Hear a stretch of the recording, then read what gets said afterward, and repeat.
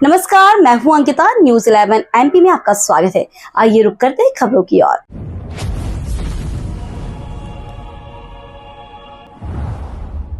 Islamic calendar का नया साल यानी 1446 हिजरी का पहला महीना मुहर्रम 8 जुलाई 2024 से शुरू हो गया है।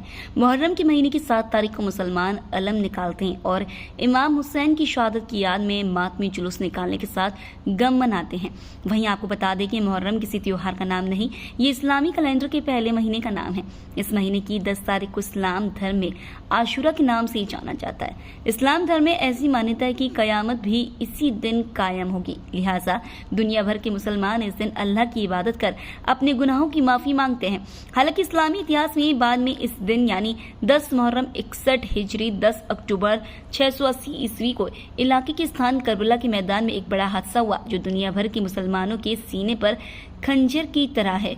इस दिन तत्कालीन मुस्लिम शासक यजीद की सेना ने पैगंबर मोहम्मद के नवासे हजरत इमाम हुसैन इब्न अली और उनके परिवार के सदस्यों और साथियों को शहीद कर दिया। इसके बाद ये दिन आशूरा की बजाय इमाम हुसैन की शहादत के लिए याद किया जाने लगा। नाम नासिर हुसैन नकवी। आज मुहर्रम का ये है, किस लिए मनाते हैं, क्या कुछ विशेषता है? मुहर्रम की आज 10 तारीख है और ये इसलिए मनाई जाती है कि हमारे और आपके तमाम मुसलमानों के आखिरी पैगंबर हुजूर मोहम्मद मुस्तफ़ा सल्लल्लाहु अलैहि वसल्लम के नवासे इमाम हुसैन अलैहिस्सलाम जो कि हज़रत बीबी फ़ातिमा ज़हरा के बेटे थे और इमाम मौला अली के बेटे थे। आपने दीन इस्लाम पे जो मुसीबत आई और हुजूर सल्लल्लाहु अलैहि वसल्लम और उनकी मेहनत जो 1,24,000 पैगंबर अम्बिया जिस दीन को जिस इस्लाम को लेकर आए थे, उसकी नमाज में, उसके रोज़े में, उसके हज में, उसके ज़कात में यजीद जो है वो बहुत तरमीम कर रहा था, बहुत ज़्यादा उसमें बदलाव कर रहा था और वो चाहता था कि इमाम हुसैन उस बात को मान लें। उन्होंने उस बात को नहीं माना, जुल्म के ख़िलाफ़ सर को नहीं झुकाया। उन्होंने इसके ख़िलाफ़ अपना आप को कुर्बान कर दिया, अपने 72 साथियों के साथ 6 महीने के बच्चों को भी कुर्बान कर दिया, लेकिन दीन इस्लाम पे आँच नहीं आने दी।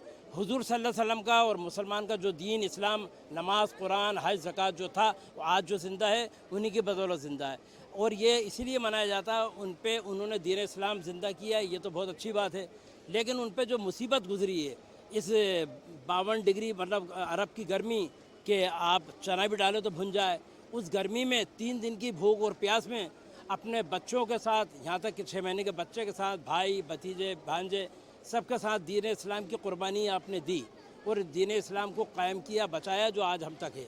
इसलिए उनकी याद में, उनके गम के में उन पर जो मुसीबत पड़ी है उसके लिए ये गम और मातम किया जाता है, वो मनाया जाता है। मेरा नाम अफशा रिजवी है। आज मुहर्रम का ये है, किस वक्त मनाते हैं? शोहदाए करबला जो इमाम हुसैन अलैहिस्सलाम हुजूर सल्लल्लाहु अलैहि वसल्लम के नवासे और उनकी जो फैमिली थी वो जो शहीद हुई है, उनके याद में इसको हम बनाते हैं। आज उन्हीं की शहादत की वजह से इस्लाम ज़िंदा है। इस चीज़ को हम लोग बहुत इम्पोर्टेंस देते हैं, इसीलिए जो जो वहाँ पे हुआ है उस चीज़ को थोड़ा सा फिल्माइज़ करते हैं कि लोगों को उनकी यादें ताज़ा रहें और बच्चों में और आने वाली पीढ़ी में उस मैसेज को पहुँचाया जा सके।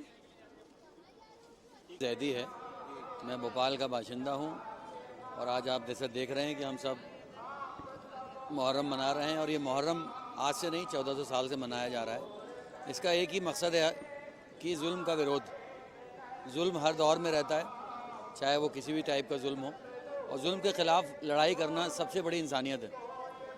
तो इमाम हुसैन इस्लाम ने सबसे बड़ी इंसानियत का मुजाहरा किया करबला के मैदान में, जब यजीद चाहता था कि जो उनकी कॉन्स्टिट्यूशन है, आप लोग सब जानते हैं कि हर दौर में कॉन्स्टिट्यूशन होता है, वो समाज का भला करता है। वो अपने कॉन्स्टिट्यूशन पर को राइज करना चाहता था कि जो गलत काम है वो आम हो जाएं, बाकी चीज़ें जो हैं वो आम हो जाएं और उसकी हुकूमत कायम हो जाए। लेकिन चूँकि इमाम हुसैन इस्लाम अल्लाह के बंदे थे, रसूल के नवासे थे, उन्होंने कहा ये चीज़ हम होने नहीं देंगे। उन्होंने उसका विरोध किया, तो उसने कहा विरोध हम आपका नहीं मानेंगे, आप भले आप हमसे जंग के लिए तैयार हो जाएं। इमाम ने कहा ठीक है, हम जंग के लिए तैयार हैं, आपको हम हर अपना खून दे देंगे लेकिन आपको हाथ नहीं देंगे।